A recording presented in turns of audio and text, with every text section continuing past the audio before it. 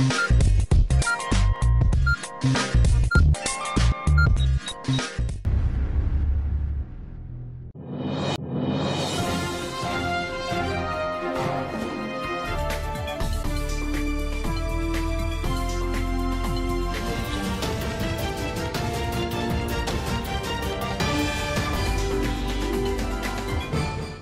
मी अक्षय. एडियन बातमीपत्रात तुम्हा सर्वांचं मनपूर्वक स्वागत करतोय. आज दिवसभरात घडलेल्या संपूर्ण घटनांचा आढावा आपल्याला घ्यायचाच आहे, परंतु त्या अगोदर नजर टाकूया आज दिवसभरात घडलेल्या काही महत्त्वाच्या आणि ठळक घडामोडींवरती. पालकमंत्र्यांनी घेतलाय विविध योजनांचा आढावा. मुख्यमंत्री माझी लाडकी बहीण योजनेसह विविध योजना अनुदानांची रक्कम बँकेने कपात करू नये, पालकमंत्री अब्दुल सत्तार. छत्रपती शिवाजी महाराजांचा पुतळा ढासळल्यानंतर राष्ट्रवादी अजित पवार गटाच्या वतीने देखील मूक मोर्चा. आता बघूया सविस्तर बातम्या. मुख्यमंत्री माझी लाडकी बहीण योजनेअंतर्गत लाभार्थ्यांना मिळालेली रक्कम, पीक विमा, पीक कर्ज यासह कोणत्याही शासकीय योजनेचे अनुदान कपात न करता पूर्णपणे लाभार्थ्यांना द्यावं, असा निर्देश पालकमंत्री अब्दुल सत्तार यांनी बँक प्रतिनिधींना दिलाय. जिल्हाधिकारी कार्यालयातील नियोजन सभागृहात आज पालकमंत्री अब्दुल सत्तार यांनी मुख्यमंत्री लाडकी बहीण योजना, मुख्यमंत्री युवा कार्य प्रशिक्षण, अन्नपूर्णा योजना, बळीराजा वीज सवलत योजना, वयोश्री आणि मुख्यमंत्री तीर्थदर्शन योजनांचा आढावा बैठकीत घेतलाय. जिल्हाधिकारी दिलीप स्वामी, जिल्हा परिषदेचे मुख्य कार्यकारी अधिकारी विकास मीना, जिल्हा पोलीस अधीक्षक विनय कुमार राठोड, निवासी उपजिल्हाधिकारी विनोद खिरोळकर, जिल्हा अग्रणी बँकेचे व्यवस्थापक मंगेश केदार, जिल्हा अधीक्षक कृषी अधिकारी प्रकाश देशमुख, जिल्हा रोजगार व स्वयंरोजगार कौशल्य व उद्योजकता विकास विभागाचे सहाय्यक आयुक्त सुरेश वराडे, जिल्हा महिला बालविकास विभागाच्या प्रकल्प अधिकारी सुवर्णा जाधव, सहाय्यक आयुक्त समाज कल्याण पांडुरंग वाबळे यांच्यासह विविध विभागाचे विभाग प्रमुख तसेच बँकांचे प्रतिनिधी उपस्थित होते. मुख्यमंत्री लाडकी बहीण योजनेअंतर्गत ज्या महिलांना लाभ मिळाला आहे व त्यांच्या बँक खात्यामध्ये रक्कम जमा झाली आहे, ती रक्कम कोणत्याही शुल्काच्या बाबतीत कपात न करता पूर्ण अनुदान अदा करण्याचे निर्देश पालकमंत्री अब्दुल सत्तार यांनी दिलाय. कौशल्य विकास, रोजगार व स्वयंरोजगार उद्योजकता विभागामार्फत मुख्यमंत्री युवा कार्य प्रशिक्षण योजनेअंतर्गत जास्तीत जास्त युवकांना रोजगार उपलब्ध करून देण्यासाठी व युवक आणि शासन यांच्यातील दुवा म्हणून या विभागांनी काम करण्याची सूचना सत्तार यांनी केली आहे. आजच्या बैठकीमध्ये जिल्ह्यामध्ये लाडली बहीण ही योजना जी सक्षमपणे वापरण्याचा काम, या योजनेचा लाभ सर्व बहिणीच्या खात्यापर्यंत अकाउंटमध्ये पैसे गेले, काही राहिलेले ते 4-5 दिवसामध्ये तेही जातील. परंतु त्यांच्या अडचणी अशा होत्या का काही लोकांकडे कर्ज होतं, काही लोकांकडे अशा तक्रारी आमच्याकडे आल्या. त्या बहिणींनी ज्या वेळेस एखाद्या व्हॉट्सअपवर आल्यानंतर त्याच्यासाठी आम्ही मीटिंग घेतली का महाराष्ट्र सरकारचे लोकप्रिय मुख्यमंत्री आदरणीय एकनाथ शिंदे साहेब, आदरणीय देवेंद्रजी, अजितदादा या तिघांनी ही जी महत्वाकांक्षी योजना बहिणींसाठी दिलेली आहे त्याची अंमलबजावणी किती टक्के झाली, तर हे पाहिल्यानंतर माझ्या माहितीप्रमाणे आपल्या जिल्ह्यामध्ये जे आतापर्यंत जे 95% ज्या लोकांनी अर्ज प्राप्त झाले होते त्याची मंजुरी मिळाली, पैसाही अकाउंटवर गेला आणि बँकवाल्यांनी आज मला सर्वांच्या समोर आमचे टोटल जिल्ह्यामध्ये जितक्या बँका आहे त्या बँकेने सांगितलं की आम्ही कोणत्याही लाडली बहीण योजना किंवा शेतकऱ्याचा अनुदान किंवा त्याला सरकारने केलेली मदतीचा पैसा कर्जामध्ये वर्ग करणार नाही. वर्ग केले असता त्यांच्यावर सर्व कंट्रोल करण्याचं काम, याची माहिती घेण्याची जबाबदारी जिल्हाधिकारी महोदयांना दिली आणि त्या माध्यमातून त्याची अंमलबजावणी आता 99% होऊन जाईल मला असं वाटतंय. आणि राहिला प्रश्न याच्यामधली काही कारणं असतो, काही लॉक झालेले जे काही खाते, ब्लॉक झालेले खाते, ते खाते तात्काळ त्या ठिकाणी त्यांनी बोलल्यानंतर ते त्यांचे जी काही सिस्टीम बनवली कॉम्प्युटर सिस्टीममध्ये, सॉफ्टवेअरमध्ये तशी सिस्टीम आहे, ती सिस्टीम ते तात्काळ बदलणार आहे. याच्यामुळं 2-4%, 5% महिला भगिनी म्हणजे 5% 2% झालं तर 10-20 हजार महिला होतात. त्या महिला भगिनीच्या खात्यामध्ये ते पैसे आल्यानंतरही त्यांना मिळाले नाही, ही तक्रार होती. त्याचाही आज जे काही आमचा मीटिंग होती त्या मीटिंगमध्ये निर्णय झाला. घाटी रुग्णालयात एक्सरे काढण्यासाठी महिलेला अंगावरील वस्त्रे काढण्यास सांगितल्याने महिलेने घाटी प्रशासनाकडे तक्रार देऊनही कोणतीही कार्यवाही होत नसल्याने शेवटी ठाकरे गटाच्या महिला आघाडीने थेट अधिष्ठाता शिवाजी सुकरे यांना जाब विचारलाय. महाराष्ट्र राज्यामध्ये गेल्या काही दिवसांपासून महिलांवर होत असलेल्या अत्याचाराच्या घटनेच्या निषेधार्थ सत्ताधारी वगळता सगळ्या संघटना रस्त्यावरती उतरत आहेत. तर दुसरीकडे पाहिलं तर शहरातील घाटी रुग्णालय येथे मात्र अजब प्रकार समोर आलाय. चक्क घाटीचा आणि संबंधित व्यक्तीचा कोणताही संबंध नसताना त्या व्यक्तीला एक्स-रे रूममध्ये का नेण्यात आलं, असा संतप्त सवाल ठाकरे गटाच्या महिलांनी उपस्थित केलाय. संबंधितांवरती कठोर कारवाई करण्याचं आश्वासन अधिष्ठाता शिवाजी सुकरे यांनी दिलंय. एक्स वायझेडची मुलगी इथे इथे जे एक्सरे काढण्यासाठी येते, म्हणजे घाटीमध्ये एवढा विश्वास आहे लोकांना की आपल्याला तिथे गेल्यावर सगळी म्हणजे व्यवस्थित काळजी घेतात. पण इथं आल्यावर तिच्यासोबत जे घडलंय, तो मुलगा इथं जॉब करत नाही, तो कोणाच्या ओळखीने एक्सरे काढायला गेला आणि त्या मुलीला सांगितलं तुझा टॉप वरती कर. हे चुकीचं आहे ना तिथं. मग कोणाच्या ओळखीने त्या आत आला, त्यांनी कारवाई का केली नाही आतापर्यंत? कोणाचा दबाव होता यांना? त्या मुलांनी यांना काही दिलंय का? कशासाठी यांनी, म्हणजे कोणाचं प्रेशर होतं म्हणून यांनी ती गोष्ट लीक केली नाही समोर? का दाबून ठेवले?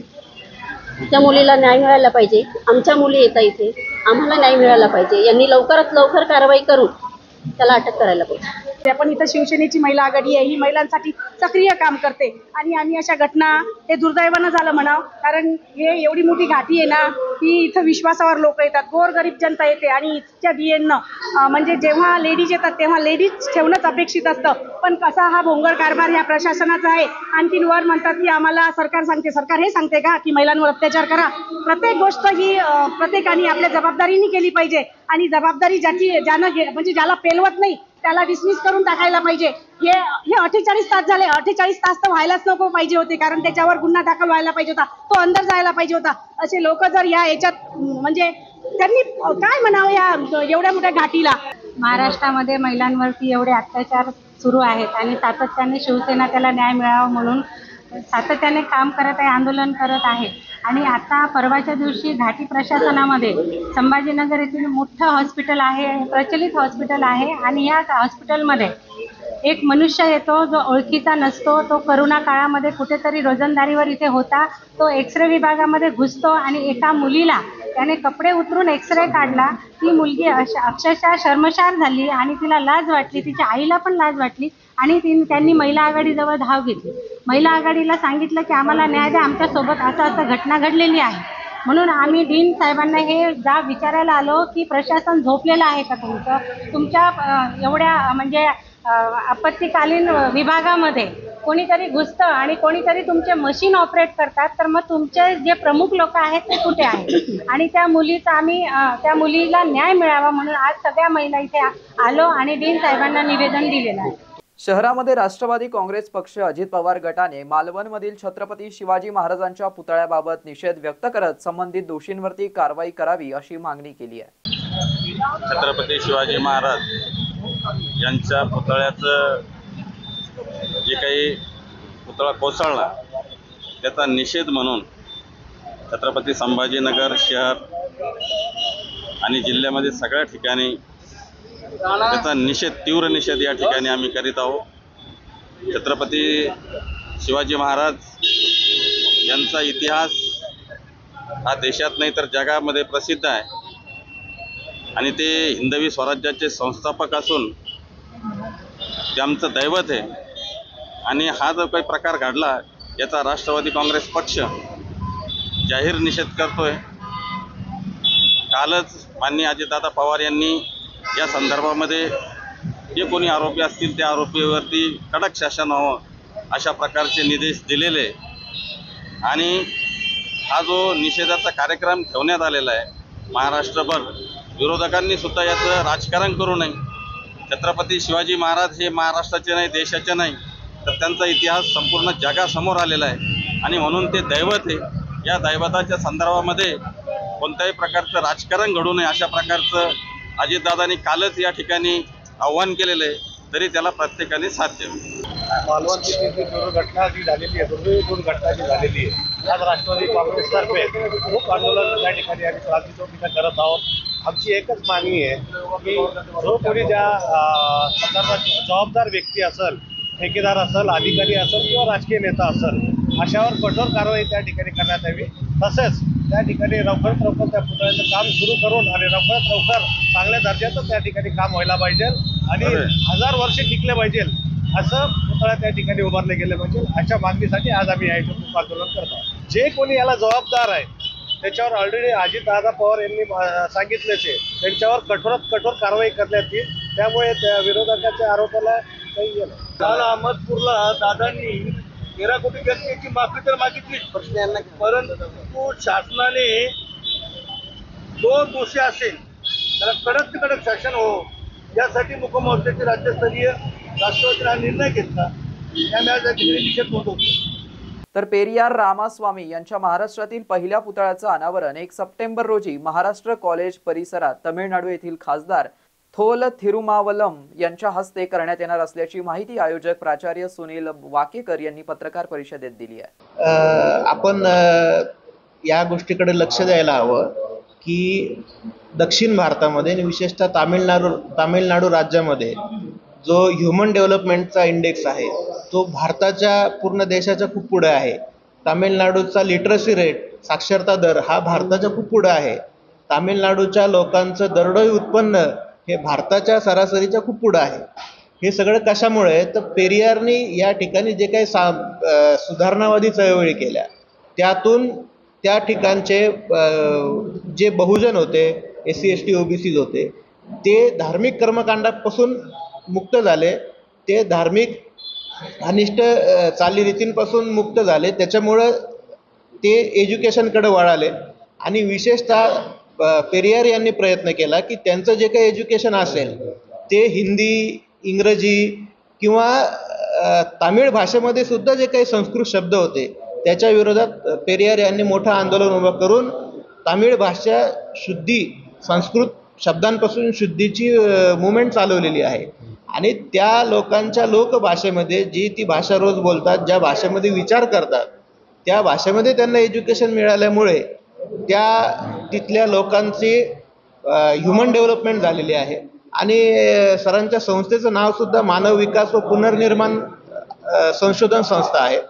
आणि त्यामुळं हा एक महत्त्वाचा दृष्टिकोन ठेवून आपण पेरियारची विचारधारा, पेरियारांचा ही जी काही चळवळ आहे ती तामिळनाडूच्या बाहेर संपूर्ण देशभर पसरवण्याचा प्रयत्न करत आहोत. आणि हा आपला या कार्यक्रमामागचा उद्देश आहे. आज आपण पत्रकार परिषद घेऊन या महाराष्ट्र किंवा भारतामध्ये एक क्रांतिकारक पाऊल उचलण्याच्या दिशेने एक पाऊल उचलतो. ज्या EV रामास्वामी म्हणजे पेरियार तामिळनाडूमध्ये ज्यांचं काम होतं, ज्यांच्या विचाराचा प्रभाव खरं तर संपूर्ण देशभर पाहिजे होता किंवा ज्यांच्या विचारामुळं देशामध्ये विषमता नष्ट होऊन समता निर्माण होऊ शकते. न्यायव्यवस्था व धर्म, ज्या धर्माचं अवडंबर माजलं किंवा अंधश्रद्धा कर्मकांड माजलं हे नष्ट होऊ शकतं. अशा पेरियारच्या विचाराची गरज असताना अद्यापर्यंत त्याच्यावर मोठं काम नव्हतं किंवा त्यांचा पुतळा तामिळनाडूच्या बाहेर कुठेही नव्हता. म्हणून आपण भारतात तामिळनाडूच्या बाहेर पहिला पुतळा आपल्या या छत्रपती संभाजीनगर किंवा औरंगाबाद येथे उभारत करतात. येत्या 1 तारखेला पेरियार ललय सिंग जे उत्तर प्रदेशचे पेरियार आहेत यांच्या जयंतीदिनी रविवारी दुपारा 12 वाजता याचं उद्घाटन करत आहोत. आणि या उद्घाटनासाठी देशभरातून मोठमोठे नेते म्हणजे तामिळनाडूचे खासदार तिरुमावेल्लम, त्यानंतर स्वामी प्रसाद मौर्या, राजेंद्र पाल गौतम, तेजस्वी यादव, संभाजी ब्रिगेडचे प्रेमदादा गायकवाड असे अनेक मान्यवर आंबेडकर चळवळीचे येत आहेत. आणि एका वेगळ्या दिशेनं पेरियारचा इतिहास व कार्य सगळ्यांना कळावं या दिशेनं आपण हे पाऊल उचलत आहोत. शहरवासियांना एक सुवर्ण संधी. तुम्ही एखादा व्यवसाय करताय का? मग एडियनवरती जाहिरात करा आणि मिळवा व्यवसायात मोठा फायदा. तर वाट कसली पाहताय? आत्ताच खाली दिसत असलेल्या नंबरवरती संपर्क साधा. आपल्याला अजूनही काही बातम्यांचा आढावा घ्यायचा आहे, परंतु इथे वेळ झाली एका छोट्याशा ब्रेकची. कुठे जाऊ नका, पाहत रहा एडियन न्यूज.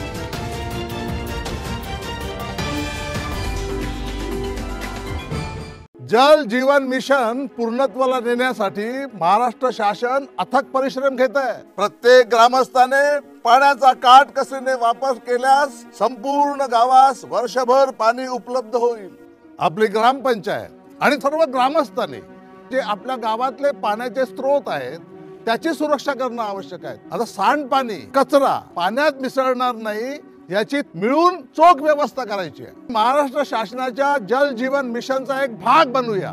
आपण सगळ्यांच्या सहभागाने आता हे पाणी वाचवू, पाणी साठवू आणि शुद्ध पाणी घराघरात पोहोचवू. जलजीवन मिशन अंतर्गत आता केंद्र आणि राज्य शासनाच्या संयुक्त प्रयत्नातून गावागावातील प्रत्येक घरात नळाद्वारे प्रति व्यक्ती प्रतिदिन 55 लिटर शुद्ध पाणी पोहोचत आहे. हक्क जनसामान्यांचा शुद्ध पिण्याच्या पाण्याचा. हर घर जल योजना होईल आधार जगण्याचा.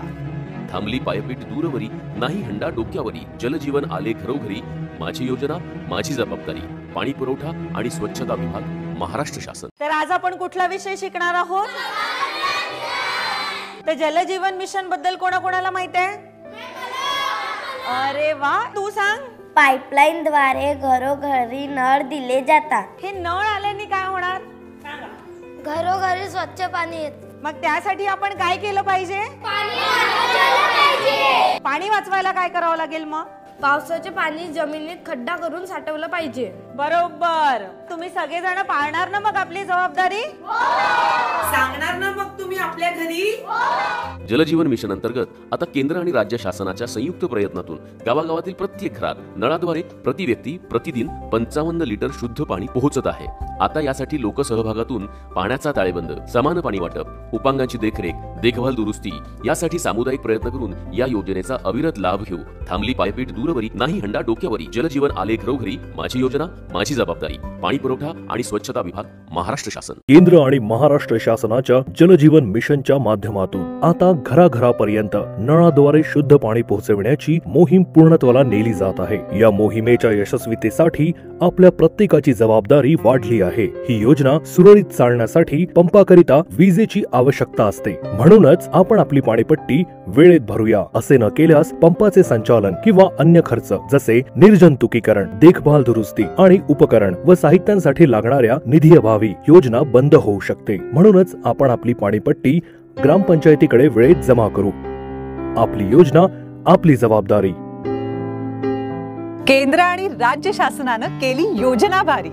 जलजीवन मिशननं पाणी आणलं आपल्या दारी. थांबली पायपीट दूरवरी, नाही हंडा डोक्यावरी. जलजीवन आले घरोघरी. माझी योजना माझी जबाबदारी. पाणी पुरवठा व स्वच्छता विभाग, महाराष्ट्र शासन. जलजीवन मिशन ही योजना आभारी शुद्ध पाणी पोहोचवी घरोघरी. आपण निभावू आपली जबाबदारी. वेळेत पाणी पट्टी भरण्याची घेऊ खबरदारी.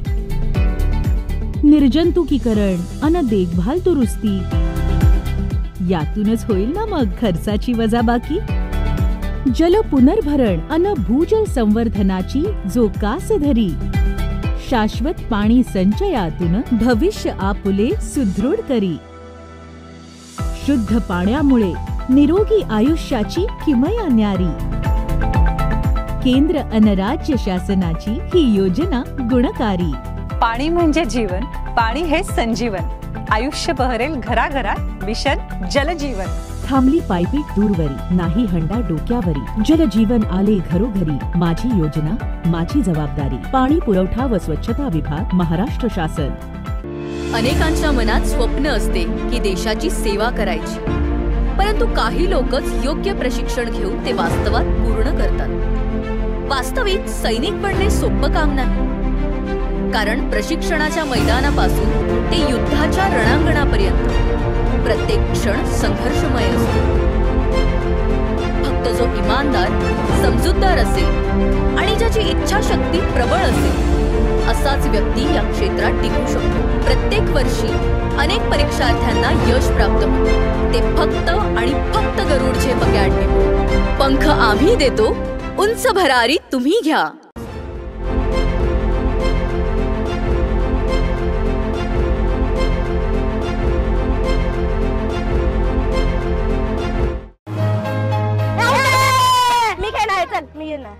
तू कुठे?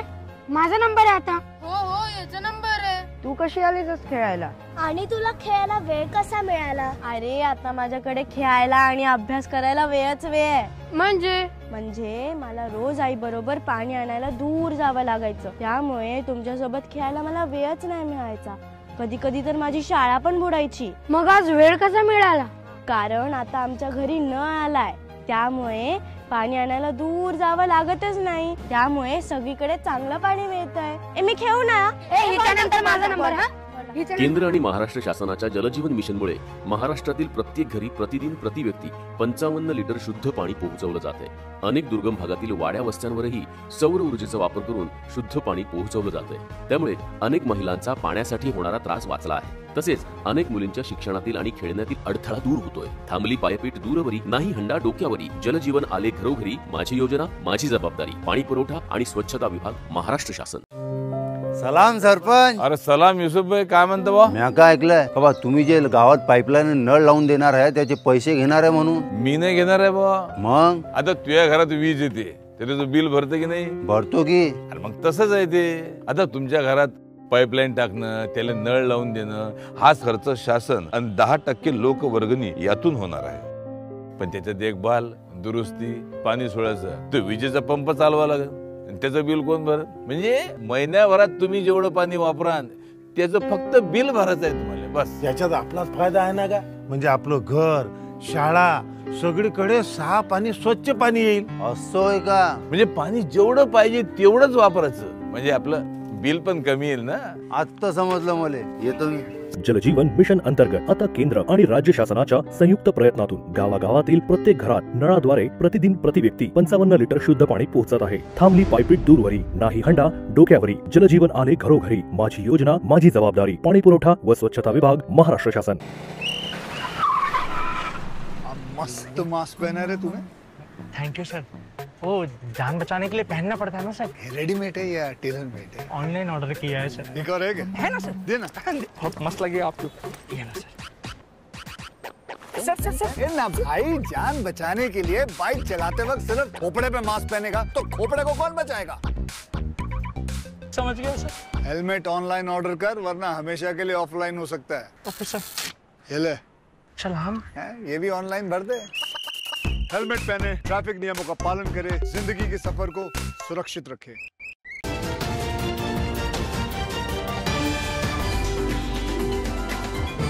ब्रेक नंतर पुन्हा एकदा स्वागत आहे. आपण बघत आहात एडियन बातमीपत्र. इंदू मिल मधील डॉक्टर बाबासाहेब आंबेडकरांच्या पुतळ्याचं काम नीट मजबूत करा. मालवण प्रमाणे असं काही घडल्यास राज्य सरकारमधील मंडळींना ठोकून काढल्याशिवाय राहणार नाही, असा इशारा ऑल इंडिया पॅन्थर सेनेचे अध्यक्ष दीपक केदार यांनी दिलाय. मालवणचा पुतळा पाडला आणि सगळं शांत झालं असं समजू नका. मी या माध्यमातून इशारा देतोय की इंदू मिल येथील डॉक्टर बाबासाहेब आंबेडकरांचा पुतळा सुद्धा भव्य आहे आणि तो उभा करताना व्यवस्थित, नीट आणि मजबूत उभा करावा. जर का त्या पुतळ्याला अशा पद्धतीने काही झाल्यास राज्य सरकारमधल्या मंडळींना आम्ही ठोकून काढल्याशिवाय राहणार नाहीत, हा इशारा सुद्धा या माध्यमातून देतोय. तर पंढरपूरमध्ये पालखी महामार्ग विकासाचं माध्यम बनणार असून त्यासाठी राष्ट्रीय महामार्ग प्रकल्प उभारण्याचं महायुती सरकारने ठरवलंय. याकरिता महायुती शासनाने 10,000 कोटी रुपयांच्या प्रकल्पाची पायाभरणी करून वारकऱ्यांच्या सुरक्षिततेला पहिलं स्थान दिलंय. पंढरपूरमध्ये पालखी महामार्ग विकासाचं माध्यम बनणार आहे. पालखी महामार्ग महायुती सरकारचं ध्येय असून या प्रकल्पातून वारकऱ्यांना मूलभूत सुविधा मिळणार आहेत. पालखी महामार्ग प्रकल्प वारकऱ्यांसाठी वरदान ठरणार असल्याने या प्रकल्पासाठी 10,000 कोटी रुपये खर्च येणार असल्याचं म्हटलं जात आहे. 351 किलोमीटर पालखी मार्गाचा विकास होणार, तर पंढरपूरची वारी ही महाराष्ट्राचं सांस्कृतिक वैभव आहे. महाराष्ट्राच्या कानाकोपऱ्यातून लाखो वारकरी ठिकठिकाणाहून तुकाराम आणि ज्ञानेश्वर महाराजांच्या इतर संतांच्या पालख्या घेऊन विठुरायाच्या चरणी नतमस्तक होतात. अनेक वर्ष पालख्या ज्या मार्गाने पंढरपूरला येतात तो मार्ग खचखळग्यांनी भरलेला आहे. त्यामुळेच हे पालखी मार्ग सुविधाजनक करण्याचा निर्णय पंतप्रधान नरेंद्र मोदींनी घेतलाय.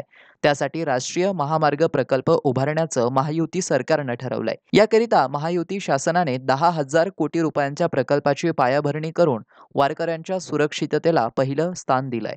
Rotary club Pravin Masalewale trust यांच्या संयुक्त विद्यमाने शहरातील हॅप इंटरनॅशनल स्कूल चिकलठाणा येथे दिव्यांग व्यक्तींना रोजगार निर्मितीसाठी मोफत ट्रायसायकल शॉपचं वाटप करण्यात आलं असून या उपक्रमातून 10 दिव्यांग लाभार्थ्यांना त्यांच्या उज्ज्वल भविष्यासाठी रोजगाराच्या नव्या संधी उपलब्ध झाल्या आहेत. Rotary Club of Aurangabad west, Praveen Masalewale trust आणि Rotary Club of Poona downtown यांच्या संयुक्त विद्यमाने शहरातील हॅप इंटरनॅशनल स्कूल चिकलठाणा येथे दिव्यांग व्यक्तींना रोजगार निर्मितीसाठी मोफत ट्रायसायकल शॉपचं वाटप करण्यात आलंय.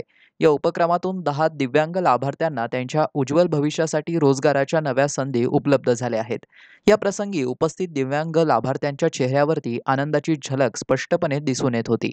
या उपक्रमामुळे त्यांना आपल्या पायावरती उभं राहून स्वावलंबन प्राप्त करण्याची संधी मिळाल्याने समाधान त्यांच्या चेहऱ्यावरती झळकत होतं. कार्यक्रमास प्रमुख अतिथी म्हणून प्रवीण संचालक ग्रामीण विकास यंत्रणा जिल्हा परिषद छत्रपती संभाजीनगर अशोक शिरसे, विशेष अतिथी म्हणून प्रवीण मसालेवाले ट्रस्टतर्फे Rameshlal Samdariya, Rotary Club of Poona downtown तर्फे जितू मेहता, प्रमोद मुनोत, अपंग समितीतर्फे सविता मोरे आणि जाधव मंडपचे रखमाजी जाधव यांची प्रमुख उपस्थिती होती.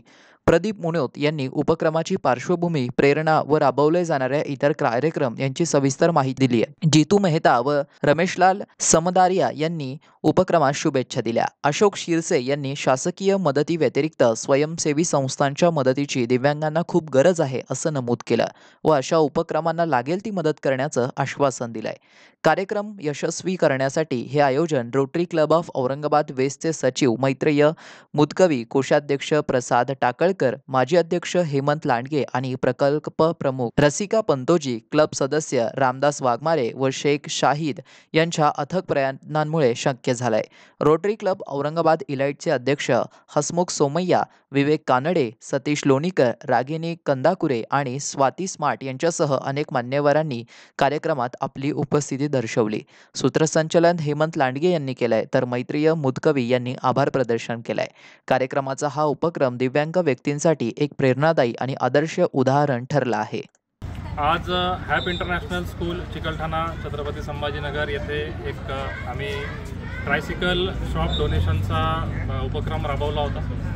यात आमचे सहयोगी आहेत प्रवीण मसालेवाले ट्रस्ट, सोबतच Rotary Club of Poona Downtown आणि आमचा स्वतःचा क्लब म्हणजे Rotary Club of Aurangabad West. यात आम्ही टोटल 10 ट्रायसिकल्स या 3 चाकी सायकल्स आहेत ज्या अशा बांधवांना आम्ही दिलेल्या आहेत की ज्यांना काही ना काही निसर्गाकडनं पायाचा काही प्रॉब्लेम आहे, ते चालू शकत नाहीत. आणि ह्यात सायकली देण्यामागचा आमचा उद्देश हा आहे की याला बॅकसाईडला आपण पाहू शकता की एक छोटंसं शॉपसारखं एक जागा बनवलेली आहे. छोटंसं त्यांचं एक चालतं दुकान ज्याला आपण म्हणू शकतो, ज्याच्यावरती फळभाज्या असतील किंवा काही चिप्सचे पॅकेट असतील किंवा काही भाजीपाला असेल, अशा पद्धतीने ते स्वतःचा एक व्यवसाय करू शकतील आणि एक स्वावलंबी जीवन ते जगू शकतील आणि अभिमानाने स्वतःची ताट मानेने ते या समाजामध्ये वावरू शकतील. यामागचा हा उद्देश होता. आज पुण्यामध्ये झाला, छत्रपती संभाजीनगरमध्ये झाला, आता अहमदनगरमध्ये जाणार आहेत, नाशिक जाणार आहेत, अमरावती, अकोला या भागामध्ये ते जाणार आहेत. आता याची निवड कशी केली जाते? निवड आपण निवडणीच्या त्यांचा अर्ज मागवला जातो. अर्ज मागवून त्याची छाननी केली जाते अपंग संस्थेकडनं. सविता मोरे मॅडम अपंग संस्थेच्या आहेत, त्यांच्याकडनं त्यांची छाननी केली जाते, त्यांना समुपदेशन केलं जातं आणि जेव्हा ते इच्छा व्यक्त करतात की ते आम्ही शॉप चालू इच्छितो, त्यांना ते दिलं जातं. असे दिव्यांग असतात जे शॉप चालू दिव्यांग आहेत पण ते सायकल चालवू शकत नाही आणि शॉप रन करू शकत नाहीत. ज्यांना सायकल चालवून शॉप रन करायची इच्छा असेल त्यांनाच आपण हे दिलं जातं. शिक्षण महर्षी माधवराव बोर्डे प्रतिष्ठानच्या वतीने बेरोजगार युवक तरुणांना रोजगार उपलब्ध करून देणारे व विविध समाज उपयोगी उपक्रमांमध्ये धडाडीने कार्य करणारे उद्योजक व समाजसेवक खादू चाऊस यांचा शाहू महाराजांचा गौरव ग्रंथ देऊन सन्मानपूर्वक त्यांचा गौरव मोठ्या उत्साहात करण्यात आलाय. शिक्षण महर्षी माधवराव बोर्डे प्रतिष्ठानच्या वतीने बेरोजगार युवक तरुणांना रोजगार उपलब्ध करून देणाऱ्या व विविध समाज उपयोगी उपक्रमांमध्ये धडाडीने कार्य करणारे उद्योजक व समाजसेवक खादू चाऊस यांचा शाहू महाराज गौरव ग्रंथ देऊन सन्मानपूर्वक त्यांचा गौरव करण्यात आलाय. प्रतिष्ठानाच्या वतीने राजश्री शाहू महाराजांच्या 150व्या जयंतीनिमित्त विविध क्षेत्रात उल्लेखनीय कामगिरी करणाऱ्यांचा मान, कर्तृत्वाचा सन्मान, नेतृत्वाचा या उपक्रमाअंतर्गत सत्कार करण्यात आलाय. यावेळी प्रतिष्ठानचे कार्याध्यक्ष ॲडव्होकेट धनंजय बोर्डे, असलम शरीफ, अलहद शिक्षण संस्था अध्यक्ष डॉक्टर रियाज अहमद, अफसरभाई खालिद मोहम्मद यांची उपस्थिती होती. यावेळी राजश्री शाहू महाराजांच्या निवडक आदेशांचं शासनाचं पुस्तकही भेट देण्यात आलंय. सदरील पुस्तकातील आदेश क्रमांक 244 मधील हुकूम यामध्ये राजश्री शाहू महाराजांनी मुस्लिम पवित्र धर्मग्रंथ कुराणाचं अरबीतून उर्दूमध्ये तसेच नंतर बालबोध म्हणजेच मराठी भाषेत भाषांतर करण्यासाठी दिनांक 8 एप्रिल 1914 रोजी कोटकरी इनामदार सय्यद अब्दुल्ला यांना लिहिण्याबाबत 400 रुपये तस्लामत देण्याची मंजुरी हुकुमाचा आदेश अवलोकन करण्यात आला होता. राजश्री शाहू महाराजांनी सर्व वंचित बहुजन मागासवर्गीय समाजासोबतच मुस्लिम धर्मियांसाठी त्यांच्या राज्यात सर्वप्रथम शाळा, कॉलेज, वसतिगृह व शिष्यवृत्ती दिली, मशिदी बांधल्या, कब्रस्तानाला जागा दिली, पाणी इत्यादी कार्यांची माहिती ॲडव्होकेट धनंजय बोर्डे यांनी यावेळी दिली आहे. शेवटी पुन्हा एकदा नजर टाकूया आज दिवसभरात घडलेल्या काही महत्त्वाच्या आणि ठळक घडामोडींवरती. पालकमंत्र्यांनी घेतलाय विविध योजनांचा आढावा. मुख्यमंत्री माझी लाडकी बहीण योजनेसह विविध योजना अनुदानांची रक्कम बँकेने कपात करू नये, पालकमंत्री अब्दुल सत्तार. छत्रपती शिवाजी महाराजांचा पुतळा ढासळल्यानंतर राष्ट्रवादी अजित पवार गटाच्या वतीने देखील मूक मोर्चा. आणि याबरोबरच हे बातमीपत्र इथेच संपलं. पुन्हा भेटूया पुढील बातमीपत्रात. तोपर्यंत पाहत रहा आपल्या हक्काचं बातमीपत्र ADN न्यूज.